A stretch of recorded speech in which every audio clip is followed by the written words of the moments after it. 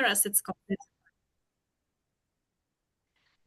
So, hello everybody, and today is November 26, 2025, and this is our fourth year of International Interdisciplinary Seminar Series in Romani Studies, which we started in September 2022 at Uppsala University, and now we continue. Uppsala University, IRIS, the Institute for Russian and Eurasian Studies, and the Roma Foundation, NGO in Zurich in Switzerland, and Uppsala University is in Sweden, are co-organizing this series events.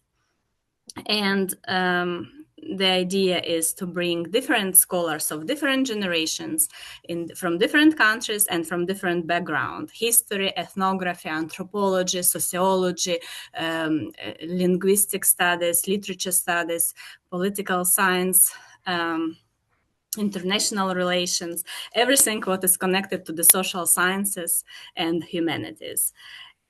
And last our lecture we had in the end of October 29th.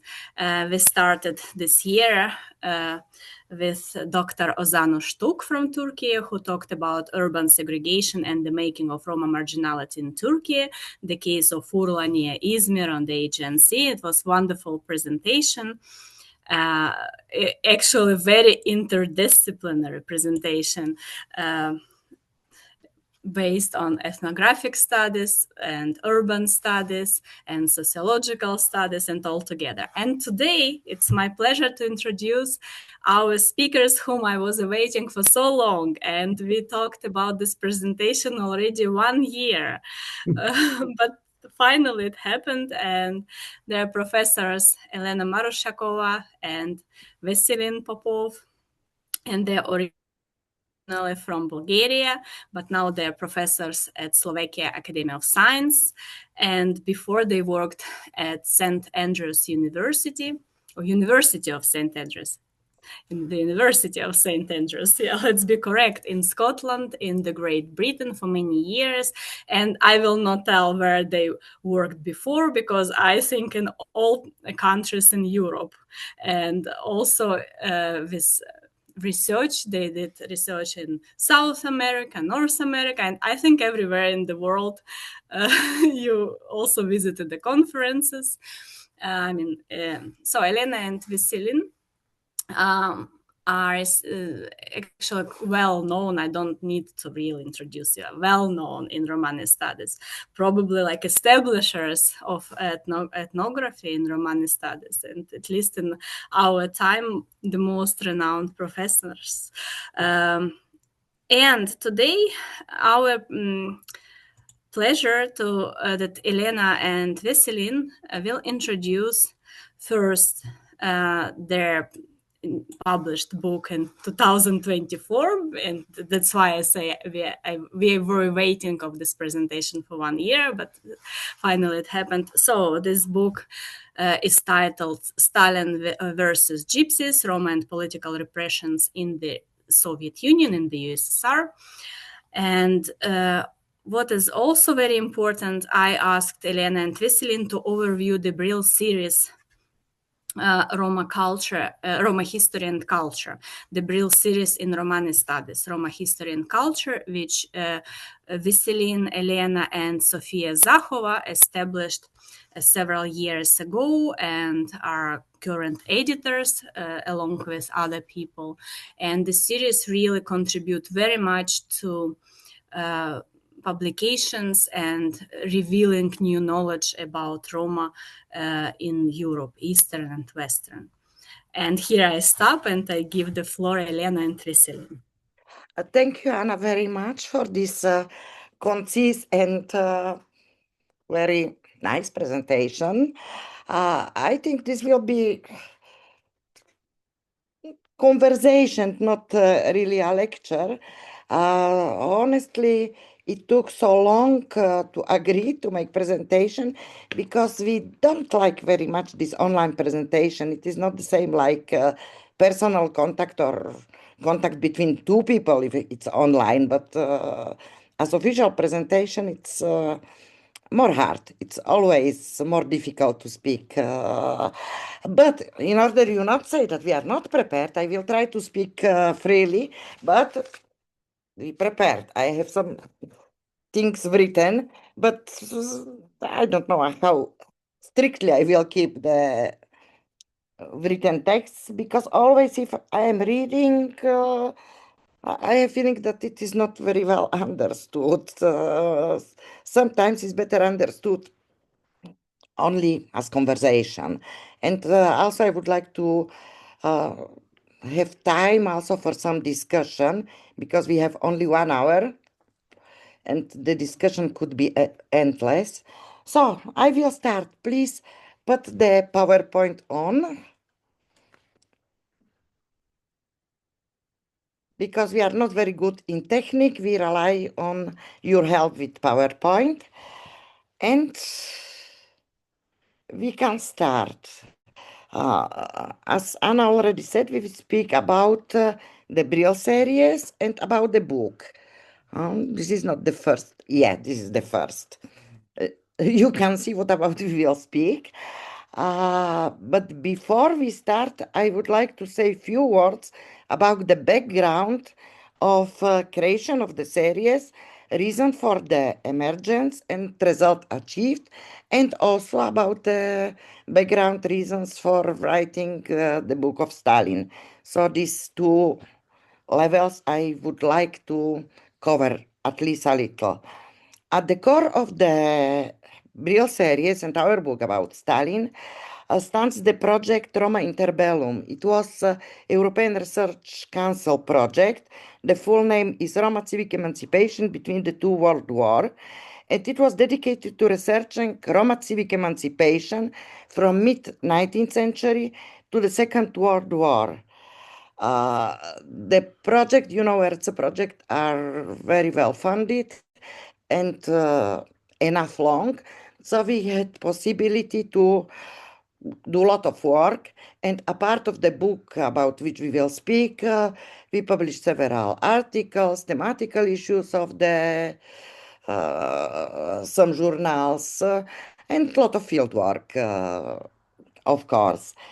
The most important in the project was that it set out to challenge two widely held misconceptions in field of contemporary Romani studies.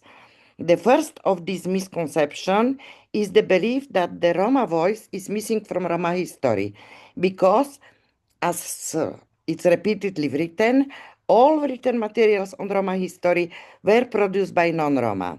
For this reason, it is often claimed that these historical sources are biased and should not be trusted, and we should rely only on oral history. All of this is simply not true. During the historical period under study during our project, in the countries of Central, Southeastern, and Eastern Europe, dozens of Roma associations of various kinds were established, civic organizations, professional associations, and even political parties. During this period, a total of 22 Roma newspapers and journals were published. Some of them appeared for years. In addition, almost 300 books were published, most of them produced in the early USSR and in Romani language. And the all books covering a very wide variety of the topics. But not only in the USSR, there are also other places. Not all of them were published. Some of them are only preserved in archives, personal state or local archives, but it's possible to discover them. And I'm not sure that we discovered all of them. So it is enough space for future research. The first volume in the project series, which appears as book, it's called Roma Voice. Please, next slide to show the book. And this book is available online. Everybody could read it online, and it is over 1,000 pages long. And it includes a wide range of materials related to Roma civic emancipation, programmatic political documents, letters to institutions, publications in Roma press, and so on. And this is only the top of the iceberg. Many more materials are preserved in libraries and archives, and until now they have remained practically unknown. Here I would like to mention that we encounter a remarkable paradox in field of Romani studies. And that is that with exception of some linguists, the researcher, including even those who working on Romani literature, generally don't not know or don't use the Romani language. And as a result, the entire body of historical sources and literary works, poetry, prose, drama, etc., remains almost unused. And I cannot imagine such situation existing among scholars of history, culture, or literature of other people. This is a unique situation. And maybe this is one of the reasons why this conviction of some people exists that there is nothing to find written by Roma in the archives, and that it's only voice of non-Roma. And that is the reason that the book is called Roma Voices in History, because we wanted to show really that the Roma have been written, preparing pragmatical political documents, etc., etc. So the idea of this book was to publish something like Christomachia, which was very used in past in socialistic country, to publish the sources, to comment and to analyze them. So everybody from you can check how we succeed this. The second volume in the series, next slide, includes individual authored sections dedicated to Roma press and literature in a very broad sense of the word, published in the various countries of Central, Southeastern, and Eastern Europe. And the third volume, next slide. No, sorry, this is the second book, Roma Writings, about the literature. And the third is Roma Portraits. Here it's presented the whole story, which is in previous two volumes, but through portraits of personalities. These are the biographies and also published autobiographies or non-published autobiographies discovered in archives of the Roma activists and leaders of Roma civic emancipation movement in separate countries of the region. Maybe this is the most easy read for general public, because the first two are more specialized, and especially the first one is heavy reading with these thousands of pages, but it could be used through the search function in order to support work of other scholars.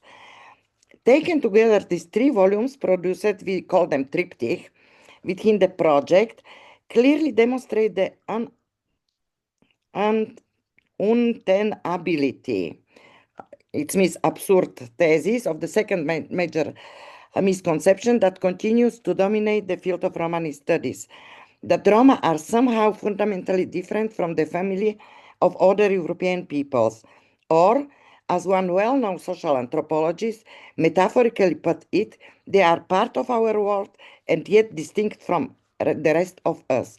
In reality, it's not true. Roma differ from the European peoples among whom they live only to the same extent that each of these people differs from the others. The entire history of Roma civic emancipation clearly shows this, from its emergence and first steps during the so-called Spring of Nation, the revolution of 1848, up to the present day. Roma have echoed the ideas and development stage of every nation in Central, Southeastern, and Eastern Europe. The pace of this development maybe is a bit slower, but what means slower, what means more quick, it's also controversial issue. Maybe has some specific dimensions, and some achievements are more modest, but they are not fundamental differences. The development is going along the same line.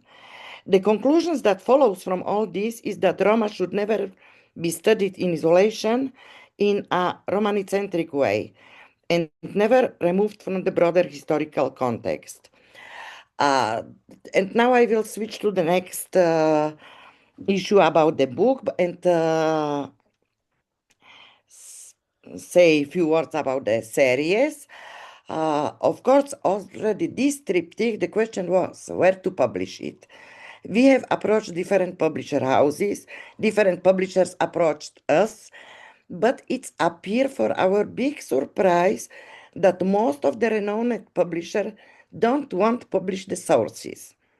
It is not modern, not current now. Only theoretizations, examples, but not real sources.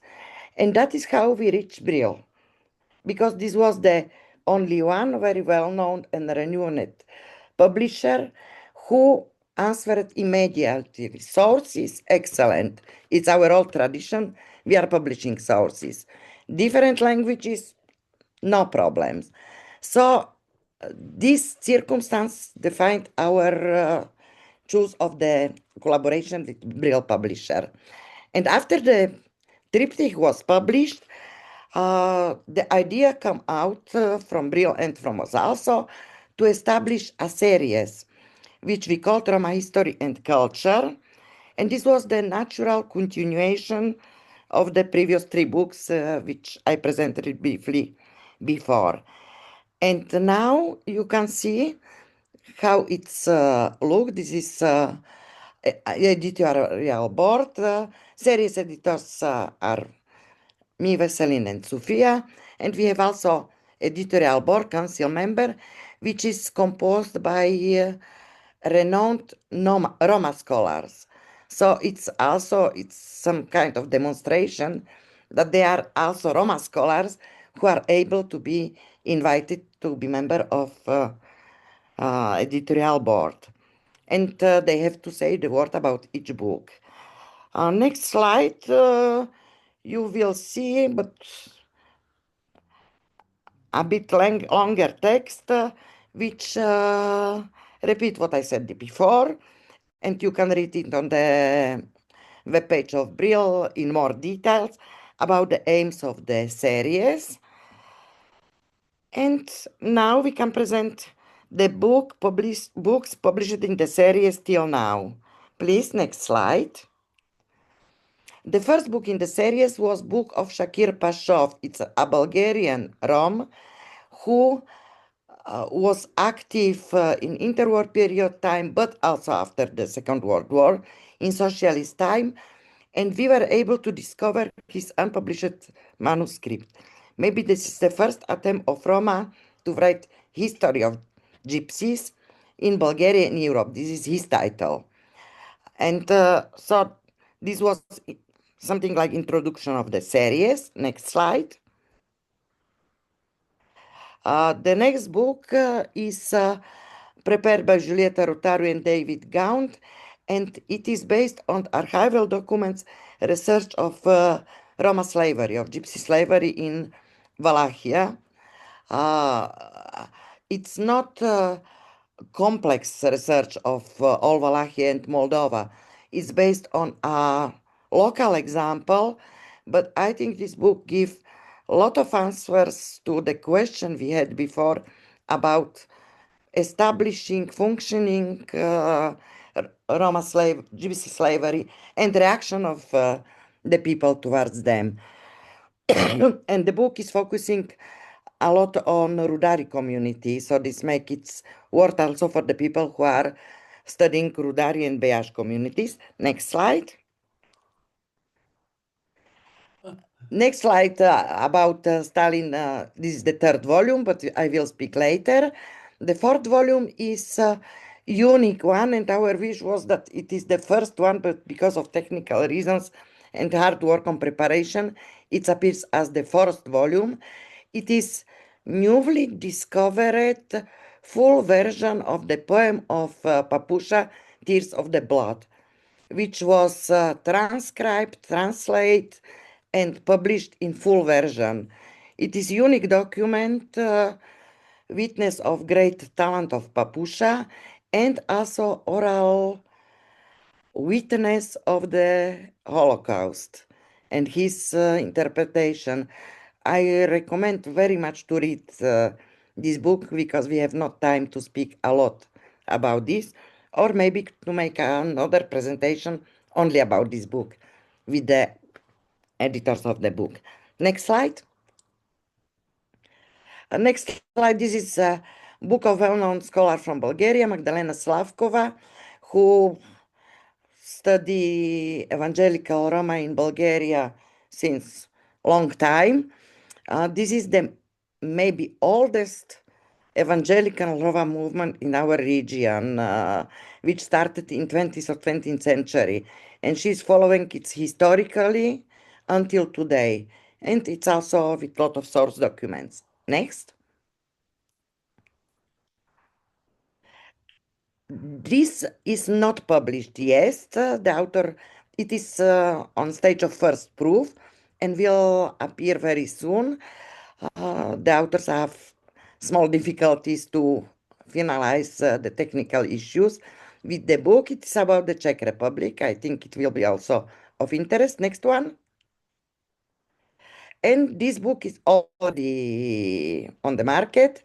It's again evangelical, but in Finland.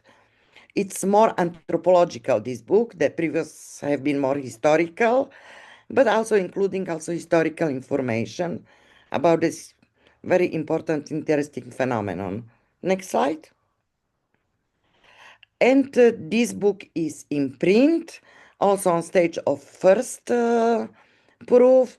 It's also like Roma Voices based on archival documents witnessing the Roma religion in territory of contemporary Romania, but with old sources including. This will appear also, I hope, very soon, in next few months. Next one is Stalin. And now we are coming to the book of Stalin, which was the aim of our meeting, but the time is going very quickly, so the content of our book on Stalin is very simple. Introduction, first chapter entitled Gypsy Politics and Gypsy Activism, and an overview of Soviet nationalities policy towards Roma.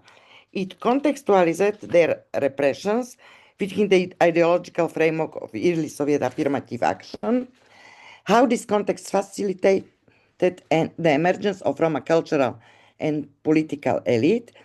The chapter presents significant ideas of this Roma elite, some relevant even today, and who will read it will maybe notice that in early USSR, the concept of anti-Gypsyism emerged, which is so crucial today, as well as another current topic about double discriminated Roma woman, which is since then until now in focus of many researchers and activists. Second and third chapter focus on the mechanism and typologies of political repressions against the Roma, where we distinguish between victims of administrative acts and victims of judicial, of legal or quasi-legal decision. Here we employ the classification system which take from the famous Memorial Society. Fourth chapter address the so-called Gypsy trials, which are the group persecution in which all defendants were Roma, and here is including the case with famous Kwiek family, the king's family from Poland. And concluding chapters, of course, is a synthesis of the findings. Important in the book are the annexes. The most important, according to us, is the so-called Book of Memory Annex, which present name of the people and fate of the people who have been repressed individually.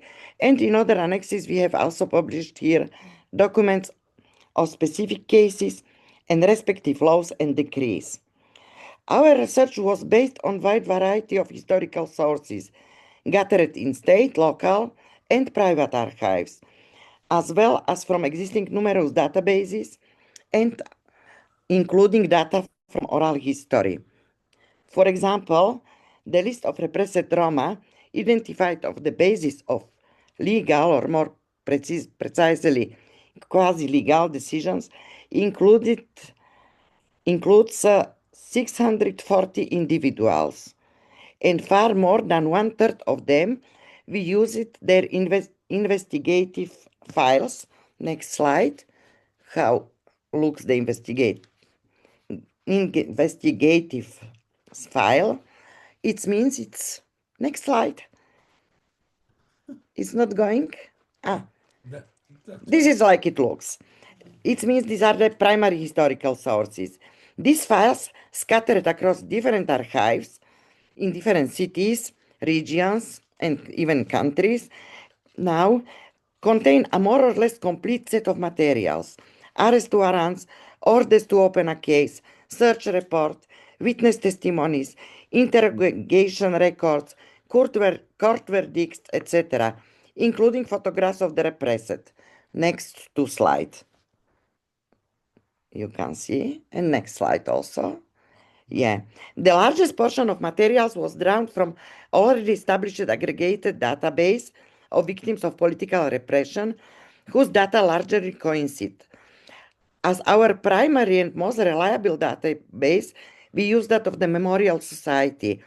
And this is not by accident, because the Memorial Society is famous organization, which is, by the way, currently banned in Russia, and which recently was recipient of the Nobel Prize, Peace Prize. And this society employed in preparation of their database numerous distinguished historians and specialists on the history of repressions. Alongside these, we also used secondary historical sources and other databases, of course.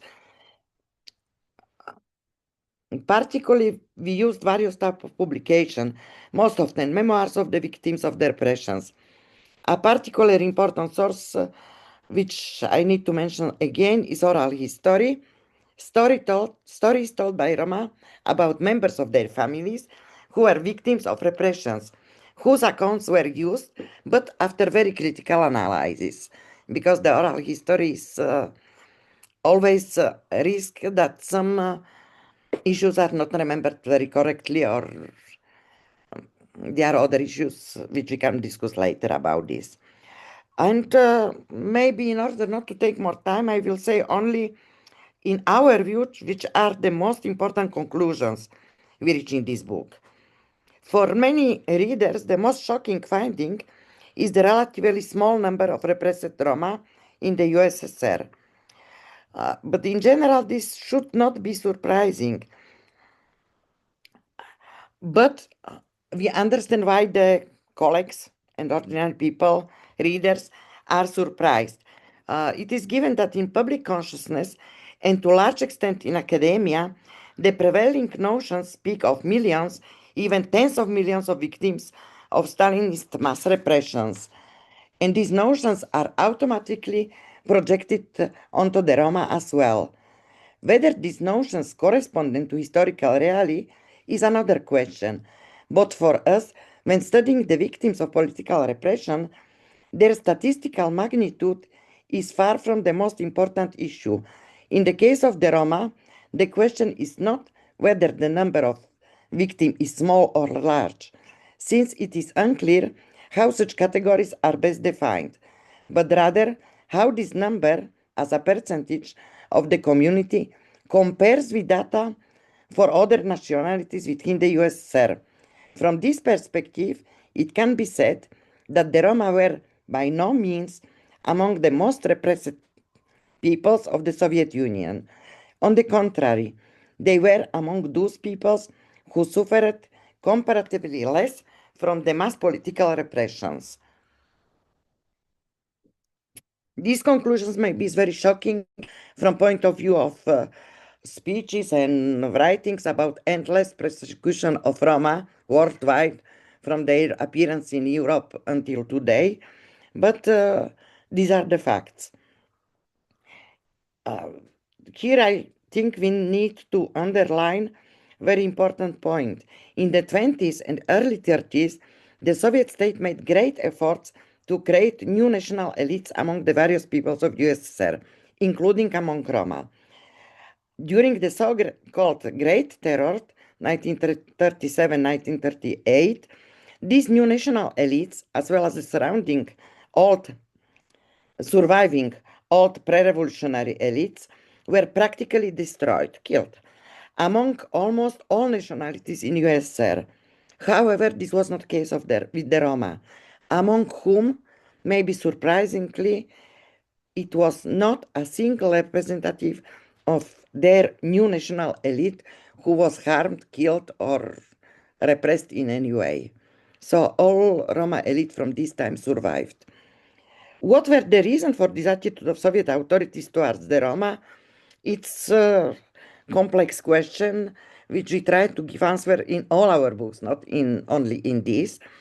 I think that Terry Martin, who in his famous book, The Affirmative Action Empire, already noted that peoples who live in a dispersed diasporic manner and who have no mother state or large communities in countries neighboring the USSR were relatively less affected by political repressions. And as an example of this, already Terry Martin points to the Gypsies and Assyrians. In the cases of the Roma, there have been additional factors, not only this diasporic existence. And this included the romanticized image in Russian culture, which started already with Pushkin, as well as the overall dismissive attitude of the surrounding populations toward them. An attitude that is not very pleasant, but in this case worked in their favor. One must also not forget something else very important. Their insignificant numbers on the scale of the Soviet state. They have been around 0.05% of the total population, which completely excluded them from being viewed as any sort of threat, even a potential one, to the Soviet state. This attitude towards Roma was expressed not only in matters of political repression, but in the overall policy of Soviet states towards them. While around 7-8 million members of various nationalities who led different types of nomadic lifestyle were forcibly settled during the 1920s and 30s, in the case of the several tens of thousands of Roma who led a wandering lifestyle, not only were no measures taken in this direction, but on the contrary, the NKVD issued a special instruction stating that there were no legal grounds to terminate the Gypsies' nomadic way of life, and that this could be achieved only through persuasion and agitation, and in no case with forcible means. The situation was similar with the so-called gypsy kolkhozes. While in general agricultural cultivation was violent and hundreds and thousands of peasants were deported to Siberia, among the Roma it was entirely voluntarily and was even encouraged by a number of state acts and preferences. It sounds like an anecdote, but in the late 30s, trainloads of timber were sent from the Gulag camps for the construction of housing for those Roma who wished to abandon their nomadic lifestyle and settle in the gypsy kolkhozes. And in the long term, when this was accomplished, the creation of a Gypsy Autonomous Soviet Socialist Republic within the USSR was envisaged. But about this all you can read in the book. And I will only mention the last example with national theaters.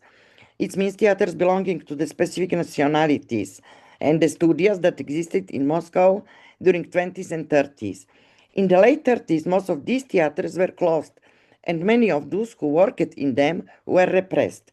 For example, from Latvian theater Skutave, 32 people were executed. Only 2 national theaters survived. The State's Jewish Theater, which was closed in 1949 as part of the anti-Jewish campaign against the so-called cosmopolitanism, and the Gypsy State Theater Roman, which continued to exist not only during the whole socialist period of time until dissolution to USSR, but also to these days. Given such a clearly expressed attitude of Soviet authorities towards Roma, who in many cases received more privileges compared to other peoples in the multinational Soviet states, the relatively low number of repressed individuals among them should not surprise us. I think I will end here. I can speak, of course, more, but in order to have time for discussion, I have some more paper. But I think now is 1940.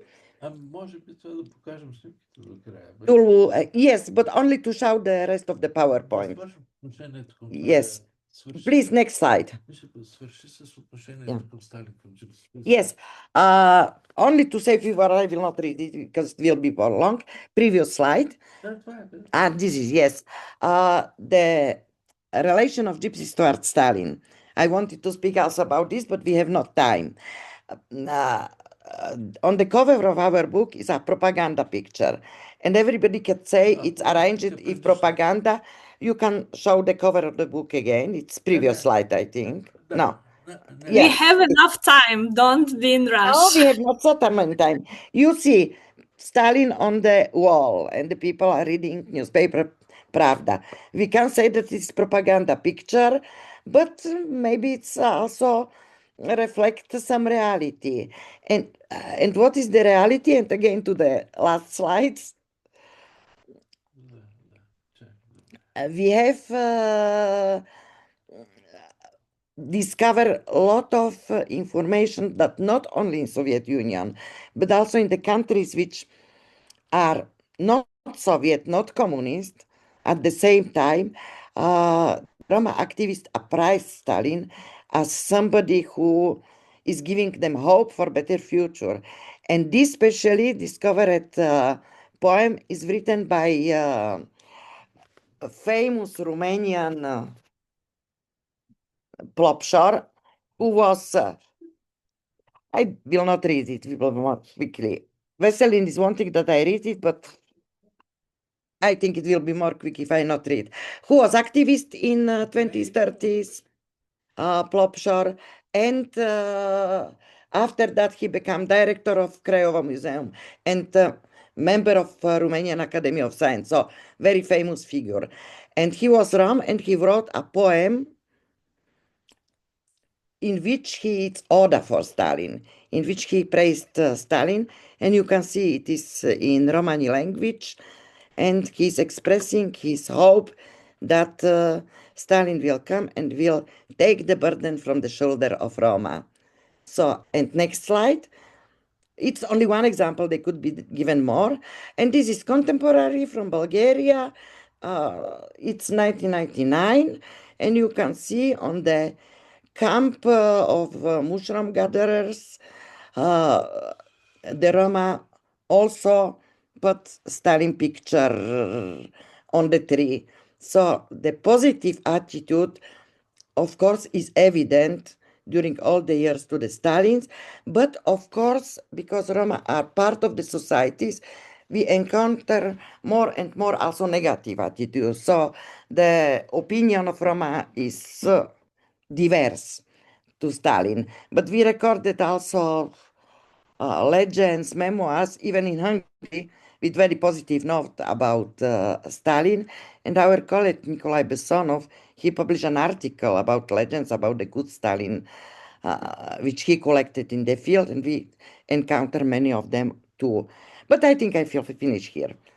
Let's move to the discussion. Thank you so much. I think it was very good presentation. I mean, you said what you wanted to say, right? I think So yes. You didn't Maybe skip. only I forgot to say that personally Stalin was not interested in gypsies. In all his writing, it is not one mentioning about Roma. He was never visited Roma theater. He was big theatral and visited many theaters, but not Theater Roma. Never met Roma artist. Never wrote about them, and only one. It was in PowerPoint before the pictures with Stalin. Only one mention in his whole work about Roma is when he sent telegram in which he thanks Theater Roma for collecting money for bombarder during the Second World War. And the bombarder was called Theater Roman. So this is the only things which we know that once in his life Stalin reacted towards Roma with thank you letter, telegram. So, end. Thank you. And before we move to the questions, I would like that you would clarify the terminology, because I know that those who will watch later this record may very much criticize everyone for using the word gypsies. Which is now a contemporary world is unacceptable, pejorative, and young Roma Disagree. particularly are very hostile to, even in the historical context, hear the word gypsies. Yeah, I would like to react that this is an example of extreme taking of one side. We cannot say that the word gypsies is pejorative, negative everywhere. In Russia, Цыгане is correct positive word. In United Kingdom, for the Roma themselves, not for the surrounding population. This is what I mean to say. In the United Kingdom, the gypsy is for the gypsies and also for surrounding population, also for the authorities, absolute legitimate word. Of course, in United Kingdom, there are also Roma who disagree, and there are travelers who sometimes disagree, sometimes agree with the word Roma. And that is why in United Kingdom, the official terminology is Gypsy, Roma, and Travelers, GRT. So we cannot generalize that this is negative term. And I would like also to mention something which not many people pay attention, that there are some Roma groups who in their Romani language use the word Tsigan with very, very positive connotation. With connotation, we are Rom Tsiganiak, Amari Tsigania, in sense our high culture. Which in other groups is Amari Romanipe, but there are groups who are using in their dialect these words, and with this word they distinguish themselves from other groups and say that they are the most real Roma. So I would like to avoid this generalization, what is pejorative or not. In one place, yes, in another place, not. And the second issue is when we are speaking about historical realities, when we are speaking about documents, about issues, it will be falsification of history to replace the term. Let's think about that the term Roma in official use, a part of the in Romani language, if the people are speaking at home or writing in Romani, the word Roma was not used. And if we are speaking about time of Stalinism, to replace the word gypsies with Roma is some kind of absurd. It's making the measuring past with contemporary ideological premises. Не говорим за случаите, когато има джипси, които не са роми. And of course, now not to speak about gypsies who are not Roma, who demonstratively, declaratively, repeatedly say that they are not Roma. Transcaucasia, Central Asia, we cannot say that the gypsies there are Roma. Maximum what we can do to use their self-appellations in their language. Nothing else. So this was about terminology. Yeah, I just wanted to clarify it because exactly historical documents. Yeah, it's what I also see in all historical documents. The Soviet Union, we cannot replace gypsy all the time. The word gypsies is used the same like in the documents of the Third Reich. We see Tsigoiner, not Roma. And why it was very important, because recently I hear all the time this criticism that the word gypsies shouldn't be used in all contexts, even though the older generation of Roma in Ukraine, for instance, or in Moldova, they say themselves that we are Tsigane or Tsigane, and they don't see it as something negative. That's why I wanted just to pay attention to. Honestly, I have a feeling that this is too much exposed issue because the extremist supporters of the term Roma on any case are very few. And in general, more and more, even scholars, even Roma themselves, are more comforting with both words, to using in different context, in different situation, both words without discriminating one or other. But most absurd is this with J and star, gypsies. Наскоро на гости беше балкански египтяни. And very soon we had a guest in our house here in Sofia, the head of the Balkan Egyptian Union. They wrote official letters and petitions to Council of Europe, to European Community, and many, many other organizations, in which they protested that they are put under the heading of Roma in all documents. And no answer, of course. In Constitution of Kosovo, you have Roma, Egyptians, and Ashkali. We cannot speak about all of them as Roma when it is expressed will not to be called like that, and if it's accepted also on the state level, it's a really absurd situation. They are insulted if somebody say them, you are Roma. So, complex situation, we can speak about this long. But thank you. I think we should hope. move to the questions. If someone has questions, please, or comments, not necessarily questions, please turn on your microphone, not necessarily the camera, or you can write on chat. And I have to see, I don't see for now hands. Also, we have the option to raise a hand on Zoom. And while people think, I always have a lot of questions. And one of them, I noticed in your book, Stalin versus Gypsies, that you also published a document about the Crimean Tatar deportations and their accusation in the collaboration with the Germans. I'm just wondering what was the reason for publishing this document?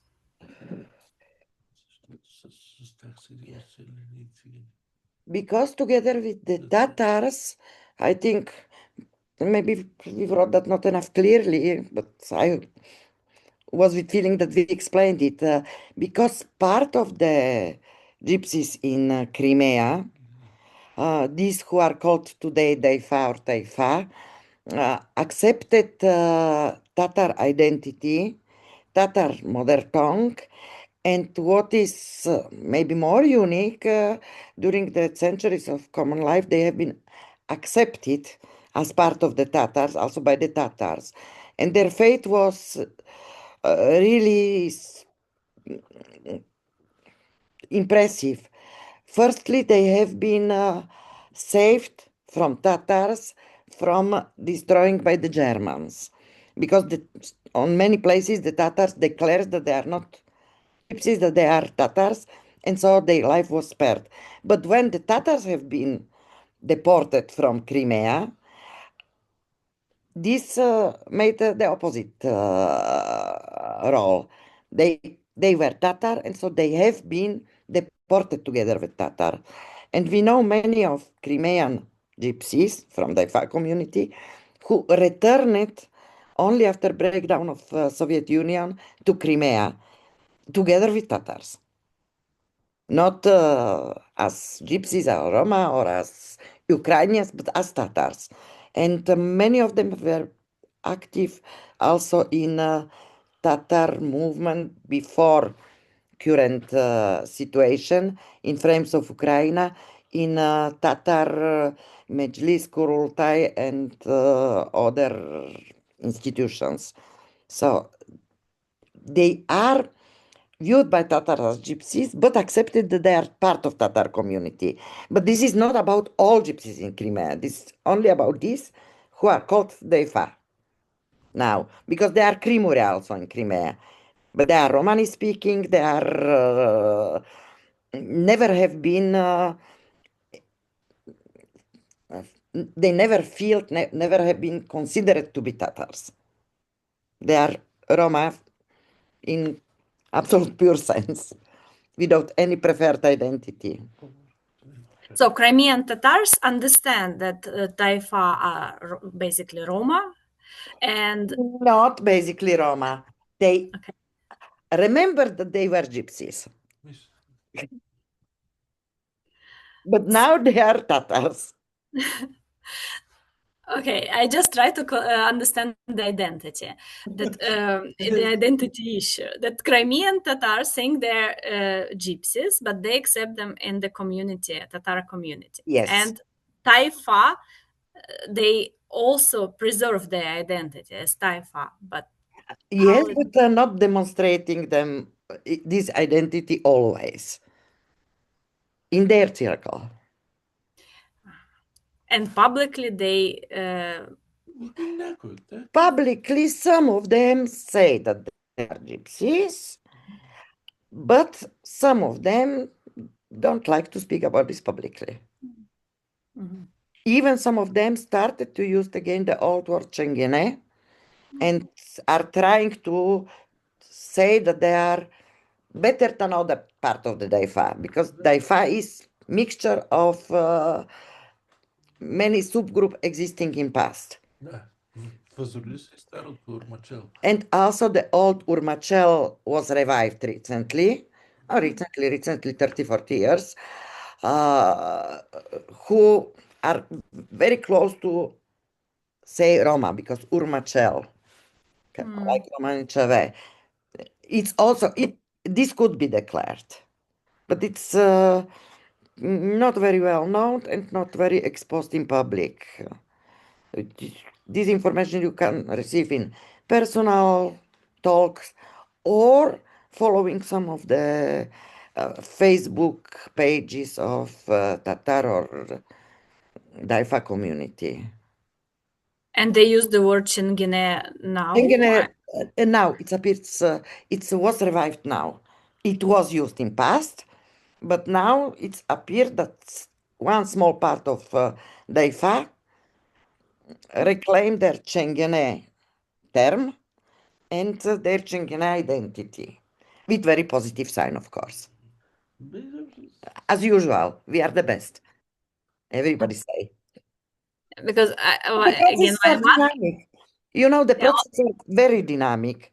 And I think if we are speaking about such type, we should say 30 years ago, 20 years ago, 10 years ago, and now. Because the things are changing. And because Crimea we have been observing since maybe 2000 until now. So we are registering these small changes which are not so well known. because yeah, because we had this conversation with Ozan talk about Turkey, also with Romani communities in Turkey, particularly Nurla, and they say that the word Çingene, Çingeneler, basically is perceived like very pejorative word. This is like all words. In some context, one word is pejorative. In the other context, the word is very positive. So, Например, русский, сука, обидно при индианци положително се.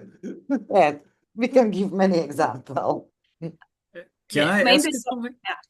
But I couldn't raise the hand. I couldn't find the button, so sorry No about that. problem. But in terms of this topic, I wondered, as Hannah mentioned, sometimes some Roma use Çingene in terms of more of a laughing issue, like self-deprecating or, affectionate kind of way among each other, but they think that they shouldn't use it. So I want you to ask that how do you see this role of political correctness, especially, from the EU perspective? How this institutionalized language, you can say, about the Roma, is affecting this liberation or self-determination movement of this community, or is this adopted language a genuine expression of self-definition, or is it just created by this new political NGO elite, potentially masking some sort of an, organic or more complex, identities within this community? I am thinking about this topic all the time, You know, when I try to write it, I try to be very careful about it. As you say, if there is this historical document, I use the Gypsy, but I force myself to put an end note to say that, I don't usually use Gypsy, but that sort of thing, What is the role of this political correctness and how should we actually, you know, lead our writing? Huge. The role of political correctness of NGOs of the European context is huge on Turkey. Official terminology and so, but this official terminology, then the spirit from Europe reached also Turkey. And we remember the start of this, the first Roma NGOs who were established, the first pro-Roma NGOs who were established, funded from some embassies, European Union grants, later also from Turkey. And we remember even one of the first conversation on this topic when Mustafa Aksu, who is big supporter of the term Çingene and against term Roma, was in discussion with other who say that it should be used the term Roma. We remember this discussion. We remember something more even, fight, but real fight with, between ordinary Roma and Çingene.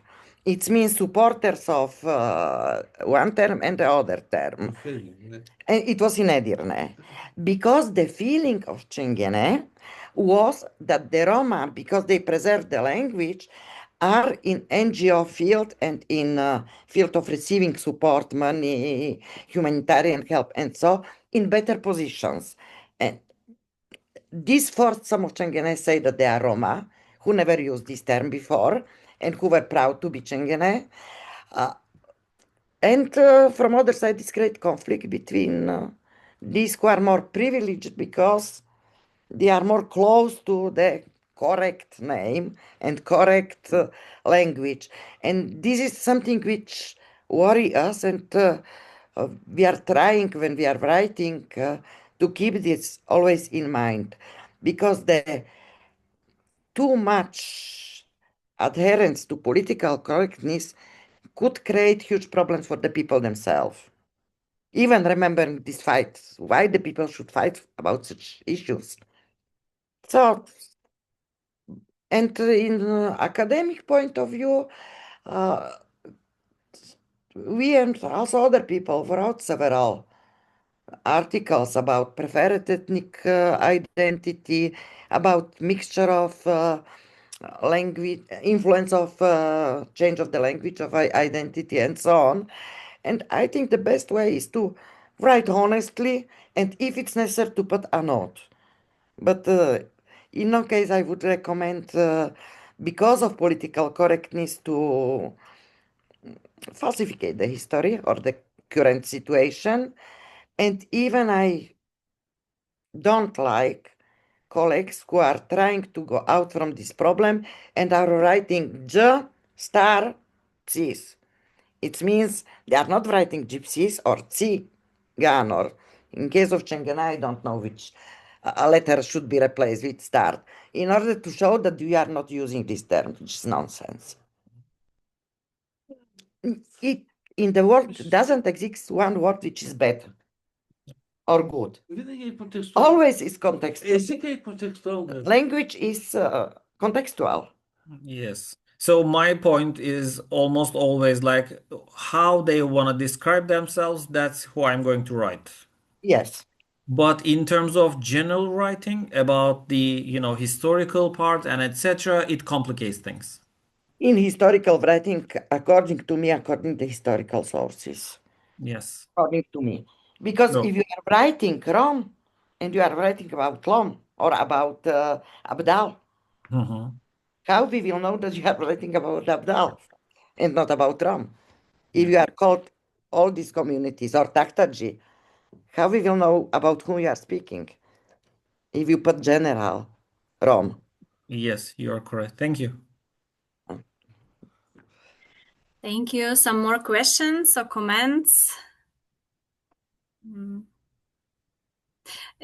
How you can raise the hand? You see the reactions button on the, and then you click, and then there are different reactions and also raise hand. But you may just turn on a microphone and ask something. If no questions, I think we can take some more minutes because I want to continue actually about the Soviet Union and Stalin. I read some Yeah, this is published. the main topic. Oh, Stefan, I can continue forever. Okay, I will give the word Stefan. You are muted, Stefan. You are muted. I was on mute. So 2 very short questions. The first one is about the victims of the famine in Ukraine during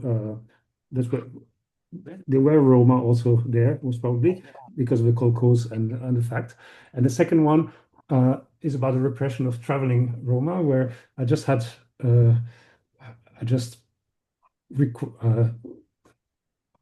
wrote an interview of Romney who was occupied in Poland, that was occupied in 1939 by the Russians, from a traveling Roma family, and fled Russia to the German part because of the repression against travelers in that period. So, and you said before there was absolutely nothing or very little against traveling Roma in the documents that you found. So here I have a bit of a difference from a testimony that we recorded, actually in 94, Stahiro recorded it.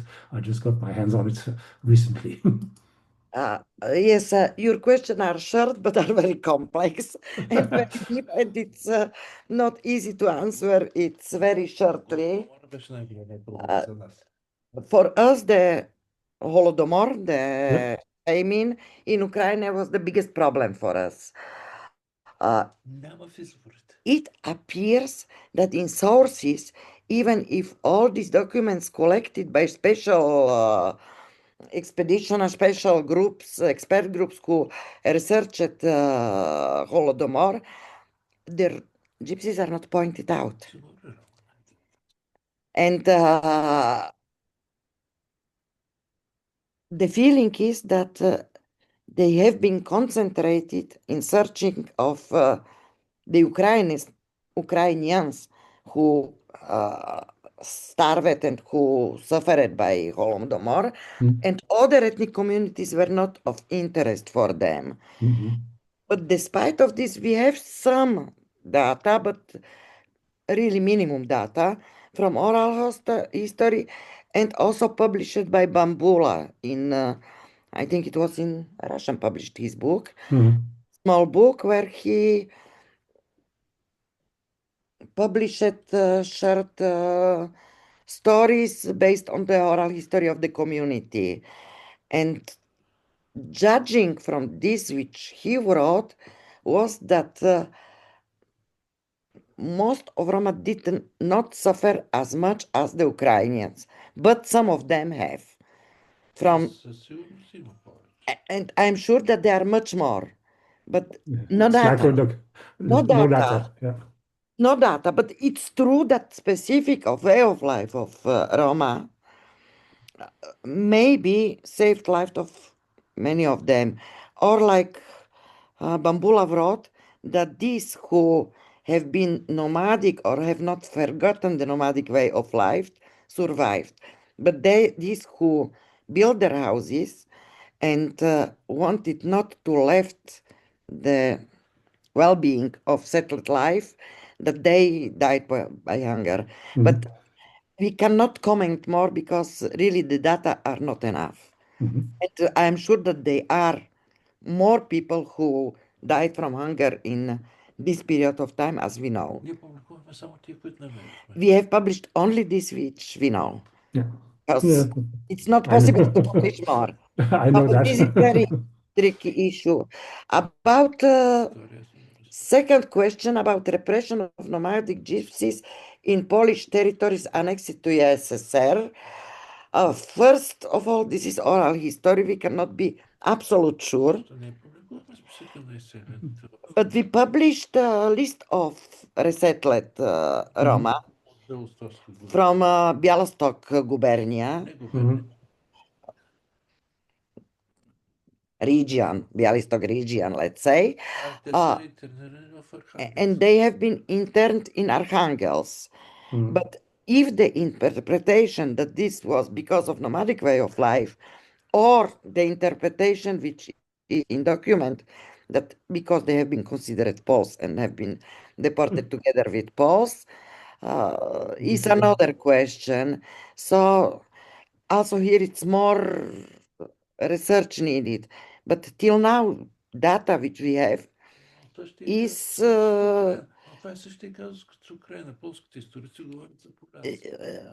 that they are Roma who are deported with Polish citizens, but we don't know more than we succeed to find. But it's absolutely the same case like with Holodomor. Your two questions are very interconnected.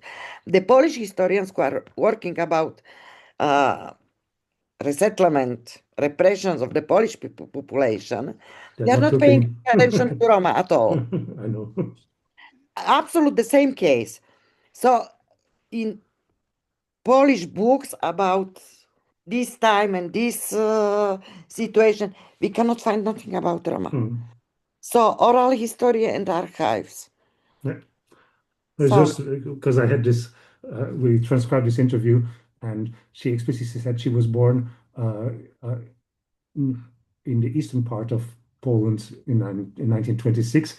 And then in 1939, when the Russians invaded half of Poland, she fled to Bialystok.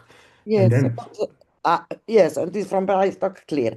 But they are. And then from Bialystok, she was deported to Auschwitz and then to Ravensbrück, and then came back to Bialystok. Yes, but we have also the cases when Roma from Poland fled to Soviet Union from the Germans.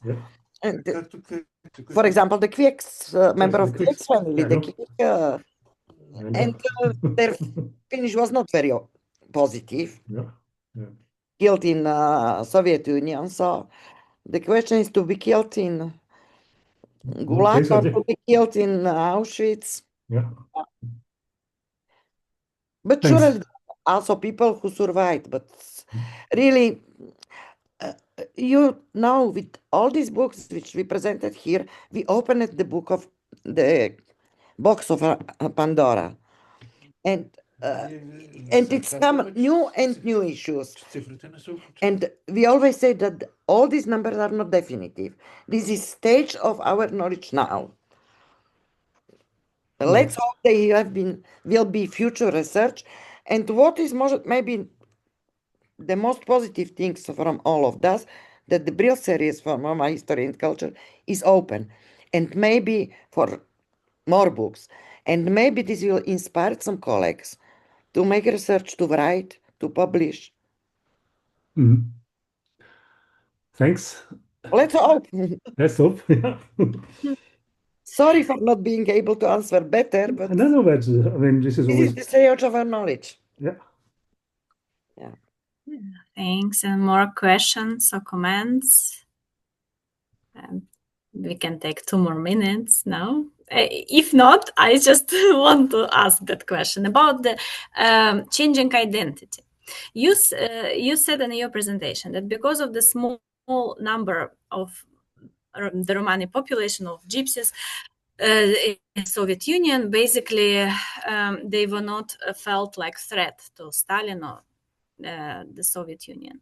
On the other hand, when I hear the oral histories and read some even memoirs based on the oral histories, I see that already after the Great Purge, 37-38, Roma started to change their identities. Can you say something about that? This change of identity in documents doesn't mean change of identity in real life. This is very different issue to that what about what Janis Duk spoke. For us, it was also a bit surprised that after working on the Balkans, and in Central Europe, where the phenomenon of preferred ethnic identity is so widespread. In Russia, Ukraine was almost not known in territories which belonged before to Russian Empire. It means without Transcarpathia and without some small regions which belonged to Ottoman Empire. It looked like a real change of identity. Accepting of preferred identity was not so common, and change of nationality in the passports could have many reasons.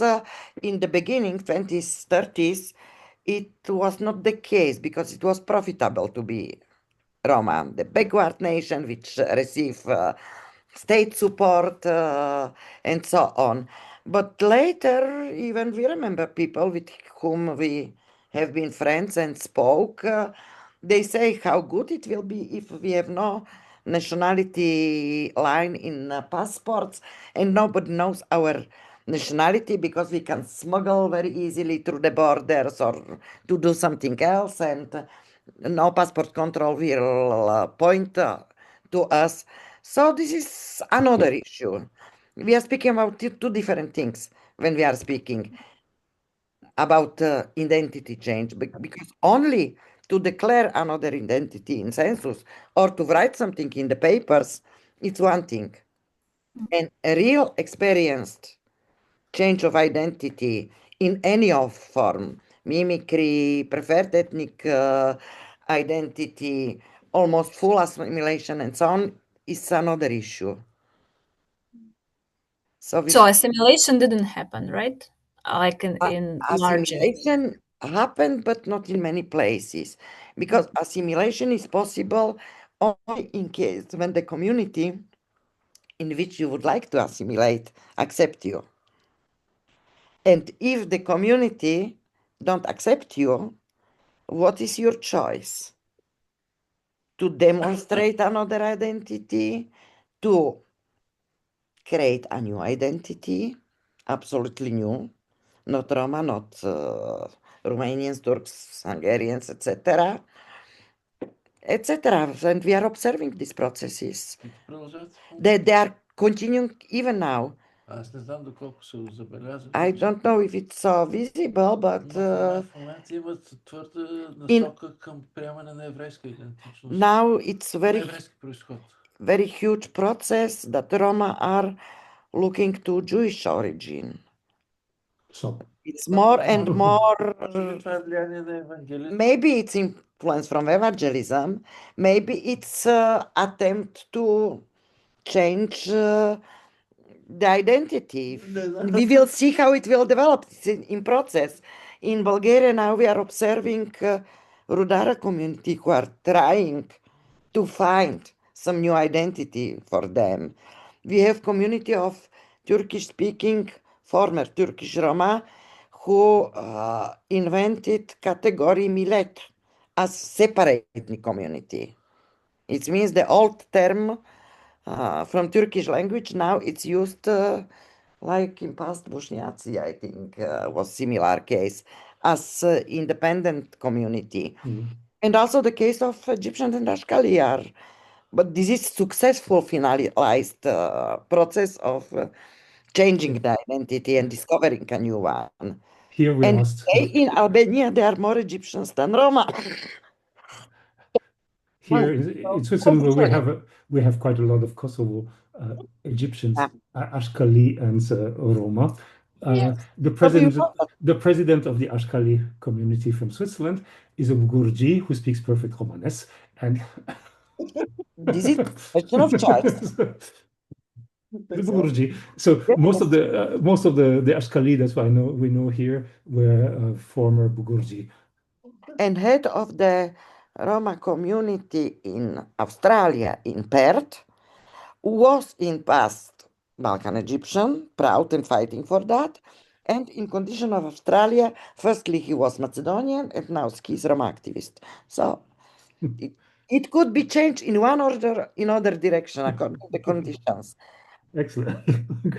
But if the movement is very massive, it could make also significant change. Yeah. If it's individual case, it doesn't mean nothing. Maybe sign that something happened. But if this encompasses whole community, then it's process which is worth to research. Yeah. Good.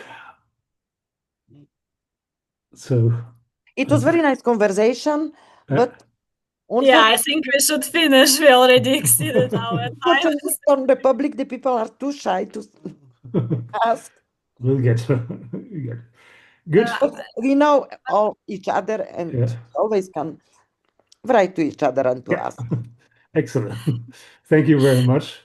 Thank you. Yeah, in this case, we will finish. And I'm very grateful for the presentation and the conversation. I think a lot of questions are still remained because I see new directions for research, and I hope that people will read the books and use them. And I should say that I used already Roma voices in my classes when we discussed the interwar period before we moved to the war period, and was quite useful because it's not only Romanes and Russian, but also English translation and the comments, and students really could learn something about Roma because they didn't hear and knew anything. They didn't know anything about Roma. They didn't even hear anything about Roma in the Soviet Union. So already it's in use, and I hope it will be more in use in classes. And thank you so much. Not only in Canada, but also in other places, we hope.